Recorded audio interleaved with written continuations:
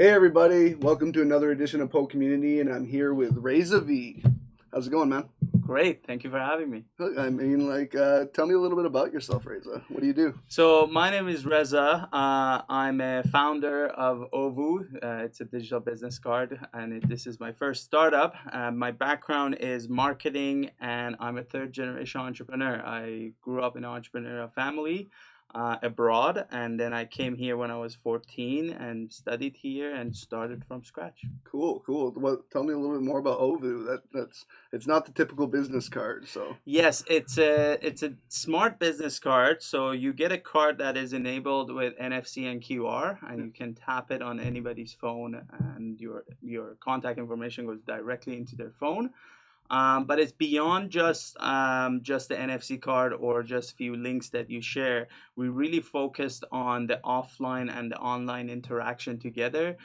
We believe the offline world has a lot of pros, but then it has shortcomings in terms of the data that you have about the person you just met. Yeah. And then the online world doesn't have all the richness and the experience of offline interaction. So we wanted to combine the two, and we created Ovukar. Cool. I'm guessing like this is a plan before COVID, right? This is a company you've had for Yes. how long have you been doing it? So we started. I started with another person in September last year, Yeah. and then February 20th was the launch. Yeah. And then COVID happened, and we were trying to navigate through that. But it's probably the best time for like a virtual business card, essentially, So right? there are pros and cons to it in terms of the people who are still meeting in person. Those people really love the product. Yeah. But then the market shrunk because majority of people are not meeting in person. We navigated through that by adding our services to Zoom and having virtual backgrounds and adding your business card so you can exchange through Zoom, and we're navigating through that as we speak. Yeah, adapting is Yeah. really what I think all entrepreneurs need to be doing, and I think it's been a weird time where it seems like some are going harder than ever, and then some are just giving up, and there's not really that in between. Yeah. It's really weird, but I know the people that are adapting and just trying to make whatever work in these times, like that's the only way you're gonna succeed is if you change with the times, right? Absolutely. I'm all for adapting and moving forward. I think businesses who just wait to see what happens are falling behind very quickly, especially during these times. And I'm also all for understanding your customer. If you really understand what they're going through, you can bring them innovative products that help them with their day-to-day life. Yeah, it's pretty awesome. Obviously, the just the idea of entrepreneurs is really near and dear to your heart. So you also have podcasts that you talk Yes, about it, yes, right? yes. Tell me about those podcasts. So I started, if I step back for a few months, so November, I'm about to launch this product. Things are coming along. I decided to go to 100 events in 100 days, and I did a networking marathon starting November. And the idea was for me to launch this product that is aligned with networking, with a unique way of doing it. And then I attended all these events. I made tons of new connections that is beyond just my company right now. One of them was Itai Schechter, who brought up an idea of doing a podcast together because his startup is about networking and connections. So we started a podcast called 100 Podcast following that 100-day marathon because we wanted to do 100 weeks marathon of doing a podcast, and it's around the relationships that every entrepreneur needs to cultivate in order to succeed.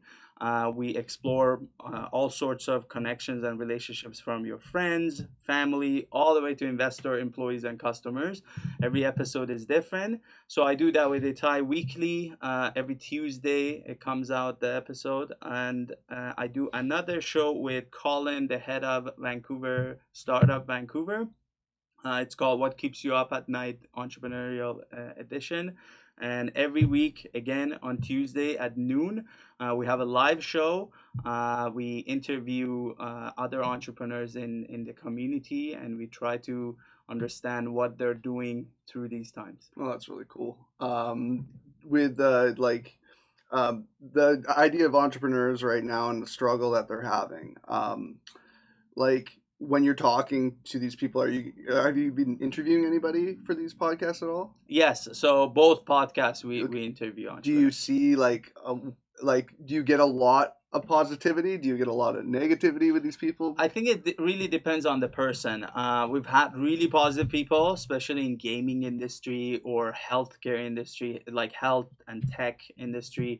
These people are very excited to see the opportunities ahead, and they're exploring different things we can do. For example, we had the head of Mythical City Games on our podcast, and he was talking about how. How AR and VR are advancing through these times. These are the times that's exciting around those industries. And we had other entrepreneurs that were really going through challenging times, like everybody else, and they're trying to navigate through that and just save their business. There are a lot of businesses that are getting destroyed because of what the times we are going through. We've also interviewed some other people who may not be an entrepreneur. The author of Social Capital 2.0. He was on the show, and he's a PhD prof at the university in down the states. I can't remember his name, so that's my bad. My apologies.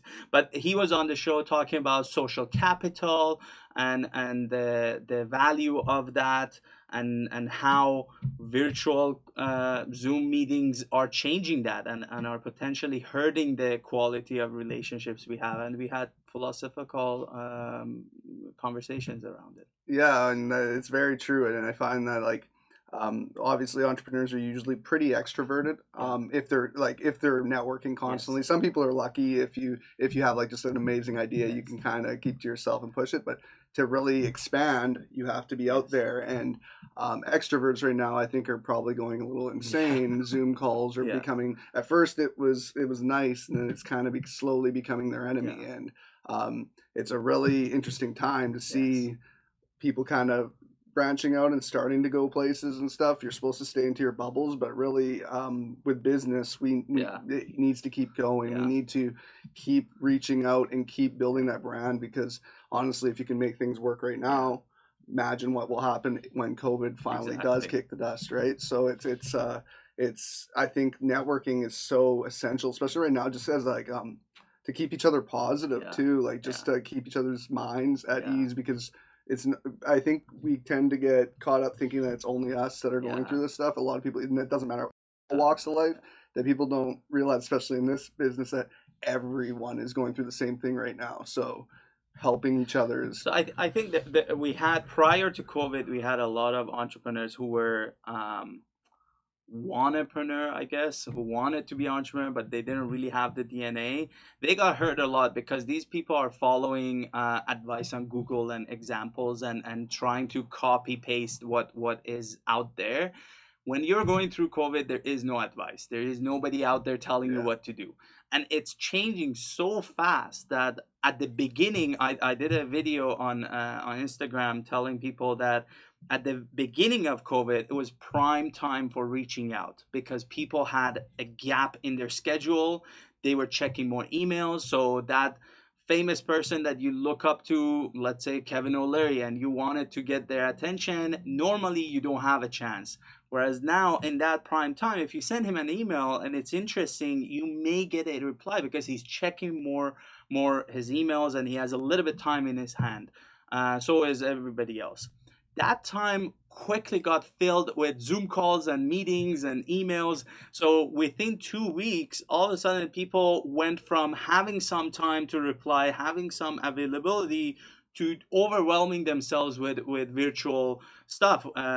People were telling me that they were overwhelmed with the hours they were working, the amount of meetings they went to. So all of a sudden, it was going the other direction. And then now it's going to that balance again. So it's changing so fast that you've got to have a bit of a I guess sixth sense, I don't know if you can call it, but common sense in business, that you can understand everybody else is going through this, what's next.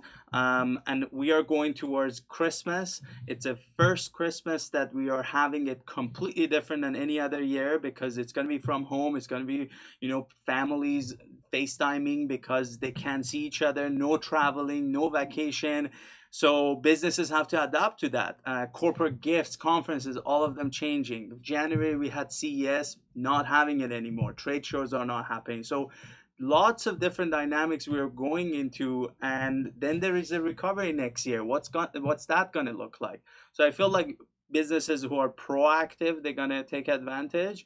Businesses who are just chasing and going to follow other leaders in the market, they're going to fall behind. Yeah, and we like there's an industry that there's a lot of like mindset coaches out there and stuff that can help businesses do this, that help them through this. And really, they're not for everybody. There's a lot of really good business-minded people running their own businesses, right?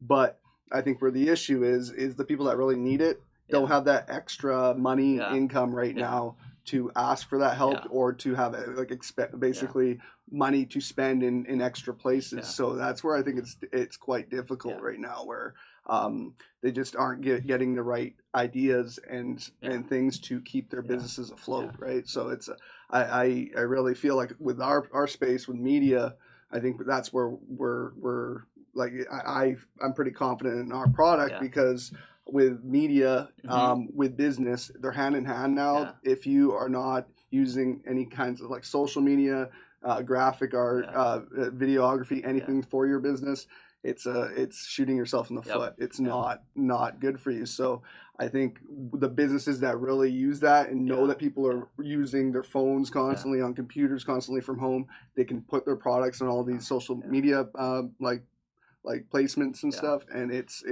that's what's key to business, and that's why I think those people that are really involved in that are gonna be fine after this, right? Absolutely. And I got a quick tour of your space. It's amazing. I love what you guys are doing. I've seen it from a distance. Today I got to see it in person. I think it's a right move going forward because there's a lot of content creation happening in every single business, every single industry you look into. People are more than ever pressured into having, the skills to just share content and put it out there, because of even COVID made it even more essential, and you guys are prepping for that. So it's amazing. I appreciate it, man. That's awesome that you think that way. We're trying to be like a hub, just like a nice little hub for all different business-minded people, because like I said, I feel like there's a lot of small business owners and just like entrepreneurs out there that might not have that artistic aspect of like branding themselves. And I feel face-to-face contact is so essential even today. You really need that when you are a business owner and you go outsource somebody to do your graphic design or do whatever for your company. So many times back and forth emails of not having what you asked for because it's not easy to describe through text. And this is a skill that people need to learn themselves moving forward. And I really believe in the content you put out there needs to be exactly who you are in person. I don't want to have a content out there that people look at and then they see me in person, they say like that was a different Reza than this.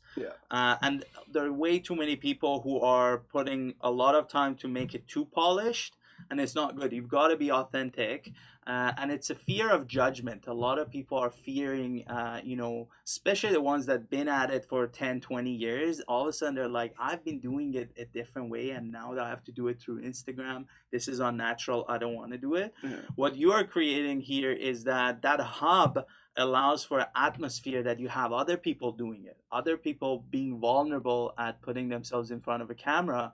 And you get more courage because you see 4 or 5 other business owners who are like, yeah, it's my first time too, but this space, especially like this room, excites me. I want to try it. I see another person. I see Mike doing it. I want to try it. I want to start a podcast. I want to start putting content out there. And it's essential moving forward. Like it's so valuable, and there is nothing like it. Even if you're doing in person, which I did for that 100 days, I went very old school. As a 20-something-year-old who wants to start a startup, that's not the way you usually do it. I went super old school, but then I brought it to LinkedIn in a very modern way, and putting it in social media. The combination was a power, because there was a face that you could see in person at events, and multiple times you went different events. So there's that guy who's doing 100 events, and then you go to LinkedIn, you see the same guy videos, and it blends together. You don't see the difference, and I really like that approach. Yeah, you're covering all grounds too. Like some people are only for in person, some people are only for virtual. So if you do both, you're covering all grounds, and that's completely key in my opinion. Any like website you want to plug, social media accounts you want to plug? So all my stuff are on my digital business card. If you go ovu.me/Reza, that's my business card. All my podcasts, my links, everything, my contact info, everything is there. Cool. Anything else? That is it. I think one thing I want to leave the audience with is that these times, don't let it scare you. These times are the challenging times that will make you a better entrepreneur, and this is the time that you're going to surpass a lot of your competitors. So keep at it, move forward, try to adapt and navigate through. It will be over before you know it, and it will be a blink in the timeline of your career. That's great message. Thanks, man. Thanks, Reza. Absolutely. Thanks for joining us on another episode of PoCommunity. I'm Mike Arboit. He's Reza V. Have a good one. Thank you. Cool, man.